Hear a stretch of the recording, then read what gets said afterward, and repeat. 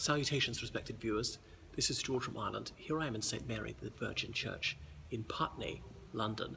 And this is where, on the 20th of October, 1647, the Putney Debates began. It was just after the end of the First English Civil War, and Oliver Cromwell was the victorious commander of the Parliamentary army in that English Civil War. He defeated King Charles I, who was then a prisoner at Hampton Court Palace, several miles away. Putney was then a village 6 miles from London. So over 100 men gathered here in this church to debate how the government should be reformed. Within the Parliamentary army, there was a political group called the Levellers who believed in something approaching democracy, that most men should be allowed to vote. Servants should not be allowed to vote. People who fought for the Royalist army in the Civil War, the enemy, they should not be permitted to vote, and indeed Roman Catholics shouldn't be allowed to vote. So the Church of England was the state church at the time. There was a small Catholic minority in England who were discriminated against, and there was vicious anti-Catholic prejudice in this country at the time. Anyway, there was a man called Sir William Clarke, who was an officer in the Parliamentary army, and he took shorthand notes, which has been proved to be an invaluable historical source. So the Putney Debates took place here for 2 weeks, and it seems that almost everybody agreed there needed to be very extensive political reform after the Civil War was over, and that most people should be allowed to vote and so on. Now, on the parliamentary side, the officers were usually Grandees, which is to say they came from upper-class landowning families, and whilst they didn't want there to be an absolute monarchy anymore, and they wanted the Church of England to be proudly Protestant, they wanted to clip the wings of King Charles I, they didn't want to abolish the monarchy necessarily, and they did not want to allow most people to vote, because they thought that the poor would vote higher taxes for the wealthy, confiscation of some of the property of the super rich, and that was very threatening to the affluent. And as I say, most officers in the Parliamentary army, they were upper class.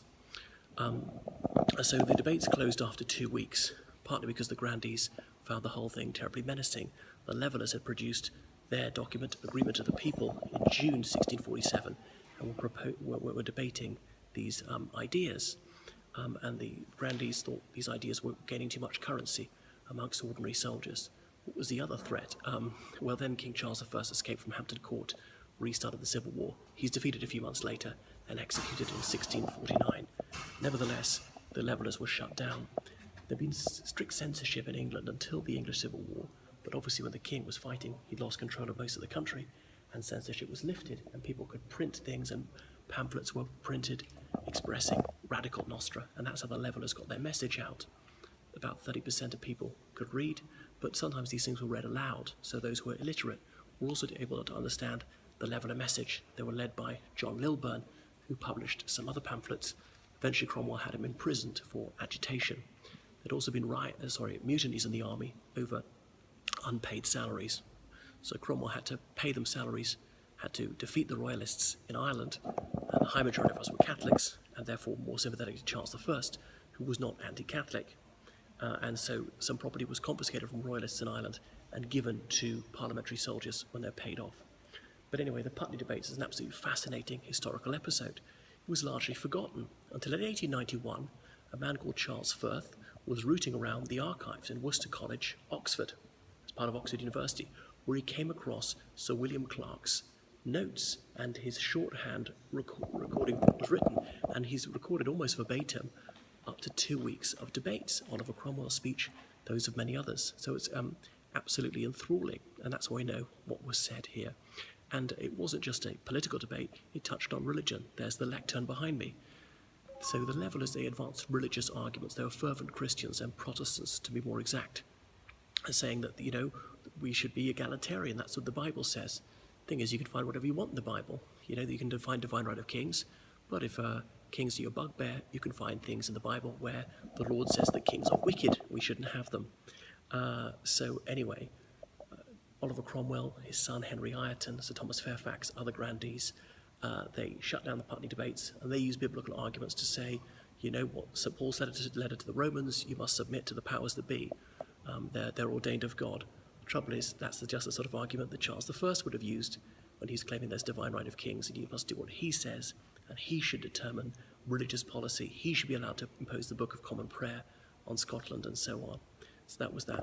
Anyway, one of the Levellers, and there were some Leveller officers, was Colonel Rainsborough. There's a quotation from up there. So, for really, I think that the poorest he in England hath a life to live as the greatest he, saying that there should be something like equality. He was killed fighting in Wales the next year after that. Anyway, a more radical group split off the Levellers, true Levellers, also known as Diggers, led by Gerald Winstanley, and they were very egalitarian. They were also inspired by Christianity. And Winstanley said, we should level the land, we should, as in have equality, but take away property from the wealthy and share it out amongst the impecunious, and just have communities cooperating together. And again, the Grandees, the wealthy landowners amongst the Parliamentary army, did not like this one bit, and had them put down because they'd seized property from the wealthy, things like that. So that's the Putney Debates. It's a fascinating church to look around, and it's recorded as being built in 1250, so it may have existed before that. The Reverend Giles Fraser, who's one of the Church of England's most famous clergymen, he is the vicar here. I've met him once, lucky chap, and there's a fantastic display here telling you all sorts about it, and you can listen to some of the debates right now. With whom I will live and die, I shall speak my mind. There are two objections are made against this paper. The one is division. Truly, I think we are utterly undone if we divide. But I hope that honest things have carried us on this long and will keep us together. And I hope that we shall not divide. Another thing is difficulties. Oh, unhappy men are we that ever began this war. If ever we had looked upon difficulties, I do not know that ever we should have looked an enemy in the face. Truly, I think the Parliament were very indiscreet to contest. So one of the key factors in having the debates take such a radical tone is the Parliamentary army was stationed here. Hugh Peters was here. He was a Protestant preacher. He'd left England in 1629. He'd gone to the Netherlands, which was more welcoming of people who were decidedly Protestant. The Church of England, well, it certainly reformed. The Pope was not the head of the Church of England. Was it actually Protestant? Some Anglicans today will call themselves Protestants, some will not, just say they're Anglicans. But anyway, he went the whole hog, definitely Protestant, like the Dutch Reformed Church. And Hugh Peters was a Republican on principle, well before the English Civil War. No monarchs are always bad. And Hugh Peters came here and he preached his very radical sermons to the parliamentary soldiers, which may have fired them up with revolutionary zeal. After the Civil War, he was caught in 1660. Charles II, that's the son of Charles I, came back, despite his declaration of Breda, where he'd promised not to wreak vengeance on his father's foes. Charles II, he reneged on that vow as soon as he got back to this realm, and he tracked down the regicides, those who'd been responsible for the death of his father, King Charles I. Hugh Peters and others were punished with death. King Oliver Cromwell was exhumed, and he was put on trial 2 years after he died. He was asked to plead, and he failed to answer, which is interpreted as a guilty plea. He was found guilty, therefore, and he was sentenced to death a second time.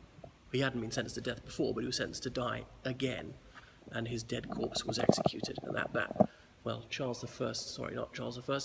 Oliver Cromwell's head was passed around from family to family. It had been on London Bridge on a spike as a warning to others for a very long time. But eventually, in 1955, it was reburied in Sydney, Sussex College, Cambridge, the one he'd attended. Right, so that is Putney Church. It is used for worship. There is a cafe here, right beside Putney Bridge and the River Thames. It's an enthralling church to visit, and you'll find out so much about history. It had a major influence on the American Revolution, which came a little bit later. That's that. Do pay a visit to Putney, the Church of St. Mary the Virgin.